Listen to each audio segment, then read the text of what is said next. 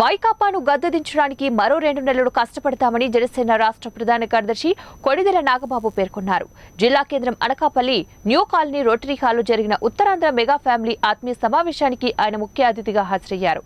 దేశానికి స్వాతంత్ర్యం వచ్చాక వైకాపా వంటి చెత్త ప్రభుత్వాన్ని చూడలేదని ఆయన వ్యాఖ్యానించారు.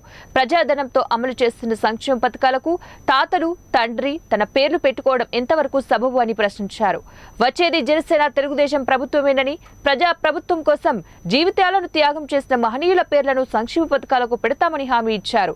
మరో 2 నెలలు అందరం కలిసికట్టుగా పనిచేస్తే దుష్టపాలన నుంచి విముక్తి పొందవచ్చన్నారు. ఉత్తరాంధ్ర వెనుకబాటుకు రాజకీయ నాయకులే కారణమని, ఇక్కడి ప్రజల అమాయకత్వాన్ని ఆసరాగా తీసుకుని వేల కోట్ల రూపాయలు దోచుకున్నారని ఆరోపించారు. కష్ట సుఖాల్లో ఎల్లవేళలా అండగా నిలబడుతున్న మెగా అభిమానుల రుణం తీర్చుకోలేనిదన్నారు. ఈ సమావేశంలో జనసేన నాయకులు సుందరపు సతీష్ కుమార్, విజయ్ కుమార్, కంచికర్ల సందీప్, అఖిల భారత చిరంజీవి అభిమానుల సంఘం అధ్యక్షులు రమణం స్వామినాయుడు, ప్రతినిధులు కొండల రావు తదితరులు పాల్గొన్నారు.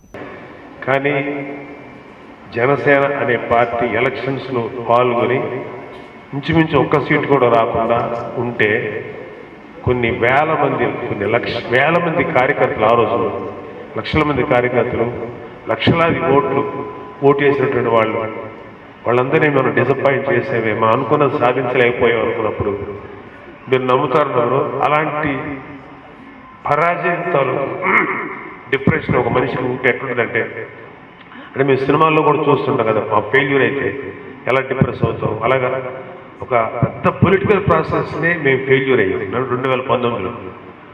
మీకు అలా ఫెయిల్యూర్ అయినప్పుడు ఒక వ్యక్తి ఎన్ని రోజులు డిప్రెషన్ ఉంటాడు మీకు ఊహకూడదు. చాలామంది